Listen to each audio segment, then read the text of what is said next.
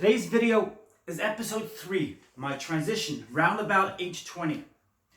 Before I start, let me remind you, the 100th YouTube subscriber will receive a free gift to be shipped around the world for free. Whether you live in New Zealand, Australia, Korea, Dubai, Indonesia, free gift, free shipping around the world. My name is Jessica Madden. On my YouTube channel, I talk about empowering ideas, lessons I've learned because of amazing trials and tribulations I've learned along the way of life, along the path of life, along the journey of life. Amazing lessons, amazing tips, and means of success, fortitude, courage, and resilience. Let's get right into it. Round about age 20, we're talking about, the year was round about 1998, roughly. This is how things materialized back in 1998. It was actually 1999, roughly, around about then. I went to a therapist. Now, he tried to encourage me to speak about my feelings. Let's bear in mind the fact that for many years, I kept it all inside me. I was afraid to talk about it. There's no such thing as a transgender person. Gender is set in stone. It is from birth. So trying to get it out and speak about it for the first time with a therapist was quite difficult. Just imagine being all alone in the world, and now you're being told that you could talk about it and express it. That was the first time I went to a therapist to discuss my gender dysphoria, etc. The therapist tried to encourage me to make my life more peaceful. He didn't have much understanding about transgender issues. Back then, there was quite a limited understanding about these issues. So he tried his best to just make me think about matters more peacefully. I want to tell my viewers, these videos, these episodes are about courage, fortitude, and actually heroism. And I want to be there for others, to be the torch for when they are going through similar predicaments, whether they are going through such a predicament as a result of that gender dysphoria or any other issue. I want to be that torch, that light. These videos are not about victimhood. They're not about blaming somebody. Nothing of the sort. They're actually about my journey of how I gained track and how I gained strength. These videos are empowering to me, and they will be empowering to many others who are in a similar predicament, in whatever it may be, or not in such a similar predicament. That's just a point I want to put out there so people understand this is not about victimhood. I am not a victim. I've left victimhood. I've left the victimhood school quite a while ago. The therapist was not religious, and it was a very difficult task getting out, sneaking out to his office. Now, those who know about ultra-Orthodox Jewry, people who are in the ultra-Orthodox Jewish setting, know and understand that to go to a non-Haredi, a non-ultra-Orthodox therapist is terrible. It's like you did the biggest crime ever. Because we were often told that if you go to a non-Orthodox Jewish therapist, you're going to be told all about apostasy. You're going to be told all about foreign ideas which are going to pollute and corrupt your mind. So what I did at age 21, 22, I'd gone to a non-Jewish, I went to a secular, actually it was a Jewish secular therapist. It was actually from Australia. And it was actually, I had to sneak out of the house to go and do that. And that was a very difficult thing. I was in a faraway yeshiva at the time. I was studying in a yeshiva in college. And I had to sneak out in order to get there, which was a difficult task in and of itself. And it's almost like the pinnacle, and it's almost like the, if you like, it's almost like the shining point and the symbol of what I had to do in two ways. I was talking about transgender issues, which were practically unheard of in the secular world at the time.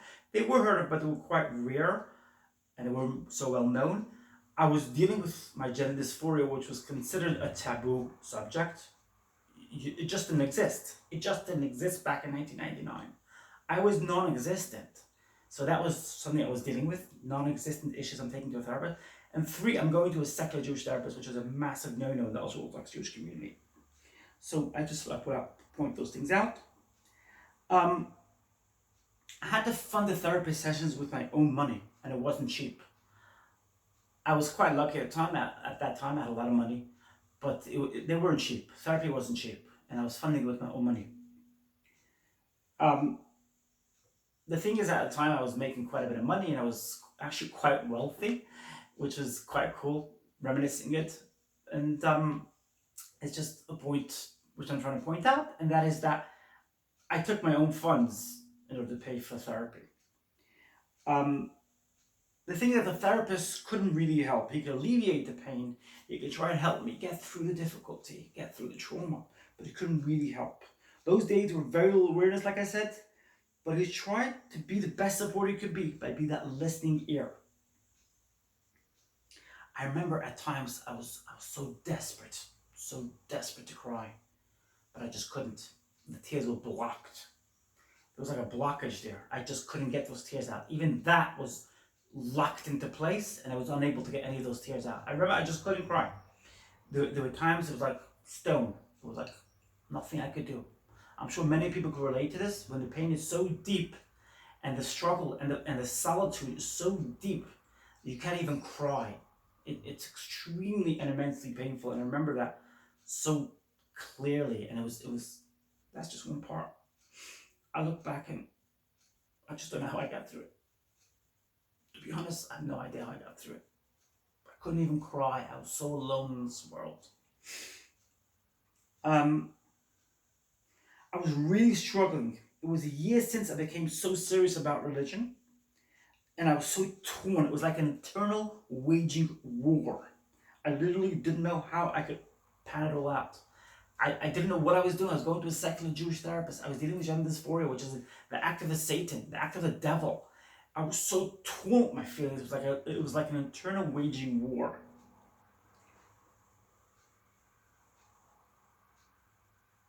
I remember lying in bed on like a few times on a Saturday afternoon at the time, and I'd be lying in bed and imagining myself just floating above my body, just floating out of this living hell, this living tunnel, this living darkness, this living struggle, this dysphoria which I didn't choose. None of it was my choice, but it was my choice.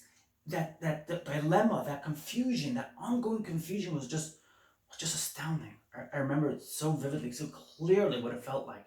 And it went on for years. It's not like just that day. It was something I really struggled with. And in hindsight, I'm glad I had that struggle because I could help others along the path. So I've learned a lesson from it. If I've learned one lesson from it, it was worth it. And I think I've learned a lot of lessons from it. Um,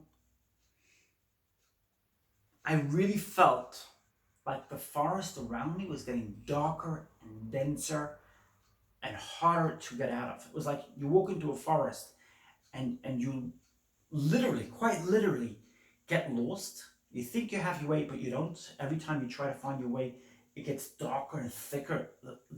The trees and the meadows around you. That was very similar to how I felt in that predicament. Um, and now I'm going to follow on to a little bit further in my advancement of my journey. We're reaching roughly around age 22, roughly around the age when marital prospects are suggested. I really struggled with this one. It was the waging internal war was even more heavy, was even heavier, was even more mounting, was even harder to grapple and grasp. I remember that the war was just like, what am I gonna do? You gotta get married. This is a community, you gotta get married. I was studying in a yeshiva, so I had a pretty good reputation. I had, there was years and years of studying. I put out 60 hours a day of studying, and on weekends I would put out 18 hours. So it was like a discord. I had a good reputation on one hand, but on the other hand, I was like, I don't want this good reputation. I don't want to get into this. And I remember the prospects of marriage coming up, and I remember like I would just delay calling back um, a marriage broker. Just delay it, even by a day. I remember calling, it's quite interesting, I remember calling this rabbi, um, what's his name? Rabbi Benjamin Finkel. the guy who, the rabbi who came from Israel. This is ironic because this guy came from Israel in 2018 to condemn me, to say not the nice things about me, which is all empowerment. It's all means of empowerment, which was to help me grow and fluctuate as a result. But I remember contacting him about a problem I have with names, because, you know, in the Orthodox Jewish community, you can't have the same name as a prospective father-in-law. I remember really like calling him, but like inside of me, I was torn to bits. I was like, what am I doing? Why am I even getting involved in this? Just need to remember. That's my story today. A painful story, but a very heroic story. I learned amazing lessons as a result of what I've been through. I learned amazing lessons as a result of the lessons people taught me in my life, even if they didn't always have the nicest of intentions. I learned those lessons, I put out those lessons, and I want to remind you once again that if you subscribe to my YouTube videos, you'll be able to see those videos right away when they come out. I have such a passion for what I do. I love YouTubing because it's something which elevates me in my vibrancy. I feel like I really love it. I love sharing my ideas. I love helping others get out there and face the world in a positive way. Learn and make the best of it. Don't look at the past and say, oh, all bad, negative, nothing you can learn from it. Just delete, erase it. Nothing of the sort. Learn and teach others. That's my message. Teach others, have fun. See you later. See you in my next video. Have a nice weekend. See you in my next episode, episode 4, coming out next Friday. See you, and also I'll see you in my next video.